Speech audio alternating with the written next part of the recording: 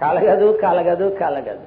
ఈ లోకములో ఏ బాబా వల్ల రక్షణ కలగదు, ఏ మానవుని వల్ల కలగదు, ఏ దేవత వల్ల కలగదు, ఏ మతము వల్ల కలగదు, ఏ మత గురువు వల్ల కలగదు. ఎవని వలనను రక్షణ కలగదని నేను కాదు చెప్పడం, ప్రభు అయిన యేసుక్రీస్తు పరిశుద్ధాత్మ తండ్రి అయిన దేవుడు ఏకీభవించి ఈ రాత్రి పలుకుతున్నారు. ఎవరి వలనను రక్షణ కలగదు.